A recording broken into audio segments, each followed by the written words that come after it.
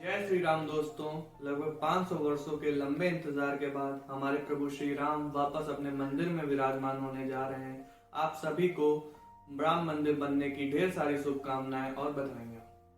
राम मंदिर निर्माण के लिए कई लोगों ने कई वर्षों तक लगातार संघर्ष किया है, जिसके फलस्वरूप आज हम ये प्राण प्रतिष्ठा का भव्य आयोजन देख पा रहे हैं। ऐसे में हमें अपने राम मंदिर के इतिहास के बारे में और उन लोगों के बारे में जिन्होंने इसके निर्माण में एक महत्वपूर्ण योगदान दिया है, उनके बारे में जानना बहुत ही आवश्यक बन जाता है। जैसा कि हम सब जानते हैं, हमारे प्रभु श्री राम का जन्म अयोध्या में हुआ था और उनके जन्म स्थान पर एक भव्य मंदिर का निर्माण राजा विक्रमादित्य ने करवाया था।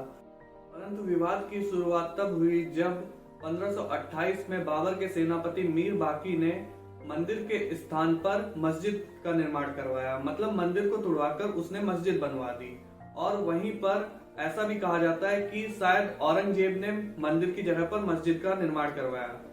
दोनों बातों को लेकर इतिहासकारों में विवाद है। अभी भी इस बात को लेकर एक मत नहीं है लोग कि बाबरी मस्जिद का निर्माण बाबर के सेनापति ने करवाया या औरंगजेब ने करवाया।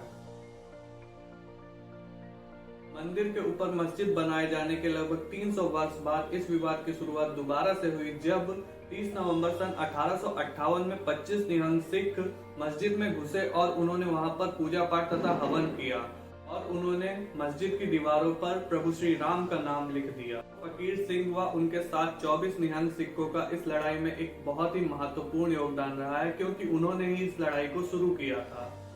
उसके बाद ब्रिटिशर्स ने इस विवाद को सुलझाने की कोशिश की और उन्होंने ये आदेश दिया कि दोनों कम्युनिटीज के लोग अपनी अपनी पूजा पाठ अपनी अलग अलग जगह पर कर सकते हैं। फिर 1885 में ये बात कोर्ट में पहुंची और महंत रघुवीर दास ने फैजाबाद डिस्ट्रिक्ट कोर्ट में राम चबूतरे के स्थान पर रामलला का मंदिर बनाए जाने के संबंध में याचिका दायर की। 1930 के दशक में अयोध्या का नया अध्याय चालू हुआ और 1936 में मुस्लिम के सिया और सुन्नी समुदाय आपस में ही लड़ने लगे। दोनों ही समुदाय बाबरी मस्जिद पर अपना अपना हक जता रहे थे। लगभग 10 सालों तक दोनों ही वक्फ बोर्डों के बीच में लड़ाई चली और लास्ट में सिया वक्फ बोर्ड के दावों को खारिज कर दिया गया। 1947 में आजादी मिलने के तथा बंटवारे के बाद भी राम मंदिर पर कोई विशेष निर्णय नहीं लिया गया और वही सॉल्यूशन चला आ रहा था जो ब्रिटिशर समय देकर गए थे। फिर आता है 22 दिसंबर 1949। ये वो दिन था जब बाबरी मस्जिद से रामलला की मूर्ति निकली। लोगों में यह खबर आग की तरह फैली और लोगों ने वहां आकर पूजा पाठ करना चालू कर दिया। ये खबर प्राइम मिनिस्टर जवाहरलाल नेहरू तक भी पहुंची और उन्होंने फैजाबाद और अयोध्या के तत्कालीन डीएम के नायर पर बहुत अधिक प्रेशर बनाया कि वो इन मूर्तियों को उठवाकर वापस राम चबूतरे पर रखवा दें। लेकिन के नायर ने ऐसा करने से साफ मना कर दिया, जिसकी कीमत उन्हें अपनी नौकरी गंवाकर चुकानी पड़ी। ऐसे में के नायर राम मंदिर विवाद में एक हीरो से कम नहीं, क्योंकि अगर वे मूर्तियों को चबूतरे पर रखवा देते तो ये विवाद कभी जन्म ही नहीं ले पाता। बाद में इन मूर्तियों को जाल से ढकवा दिया गया और लोकल पब्लिक ने ऐसे ही उनकी पूजा करना स्टार्ट कर दिया। फिर गवर्नमेंट ने इस स्थल को विवादित घोषित कर दिया और इस पर ताला लगवा दिया। 1950 में फिर से कोर्ट केस हुआ और फैजाबाद डिस्ट्रिक्ट कोर्ट ने अंदरूनी गेट बंद रखते हुए पूजा पाठ करने की परमिशन दे दी। 1959 में निर्मोही अखाड़ा ने तीसरा लॉसूट फाइल किया और बाबरी मस्जिद की जमीन पर अधिकार मांगा।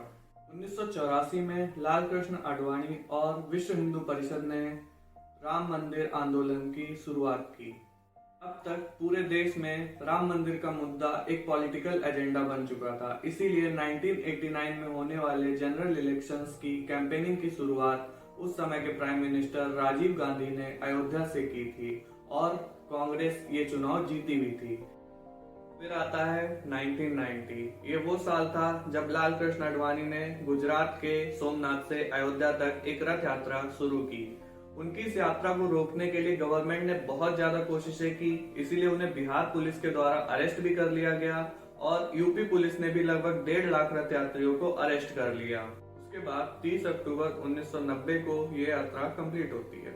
इसी साल 2 नवंबर को कार सेवक राम जन्मभूमि की एक और यात्रा कर रहे थे। इस यात्रा को रोकने के लिए यूपी के चीफ मिनिस्टर मुलायम सिंह यादव ने उन पर गोली चलाने का आदेश दे दिया।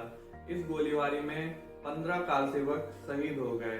ये केवल ऑफिशियल डाटा है, रियल डाटा इससे ज्यादा हो सकता है। फिर 2 साल बाद 6 दिसंबर 1992 को कार सेवक बाबरी मस्जिद के गुंबद पर चढ़ गए और मस्जिद को गिरा दिया तथा उन्होंने वहां पर राम मंदिर की अस्थायी राम मंदिर की स्थापना कर दी। इसके बाद 2002 में अयोध्या टाइटल डिस्प्यूट की शुरुआत हुई और इलाहाबाद हाई कोर्ट की लखनऊ बेंच में इस केस की हियरिंग चालू हुई।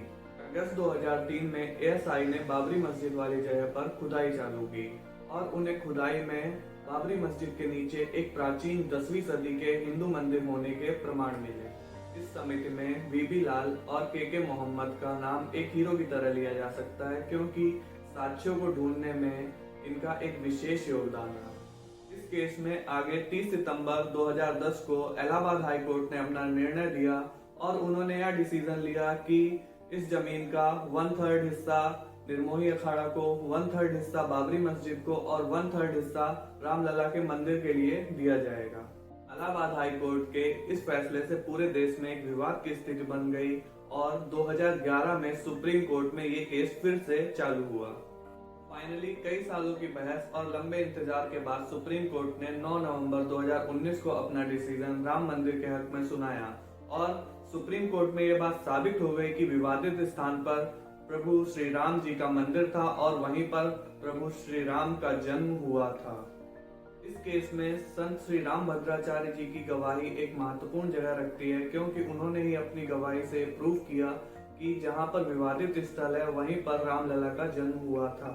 सुप्रीम कोर्ट का डिसीजन आने के बाद 5 फरवरी 2020 को प्राइम मिनिस्टर नरेंद्र मोदी ने राम मंदिर ट्रस्ट बनाया और इसके लगभग 6 महीने बाद 5 अगस्त 2020 को राम मंदिर की आधारशिला रखी गई। फाइनली 500 वर्षों के लंबे इंतजार के बाद रामलला अपने मंदिर में पहुंच गए और 22 जनवरी 2024 को रामलला की प्राण प्रतिष्ठा भी हो गई। ये दिन दुनिया भर के किसी भी हिंदू के लिए एक दिवाली से कम नहीं है। आप सभी को इस दिन की ढेर सारी शुभकामनाएं।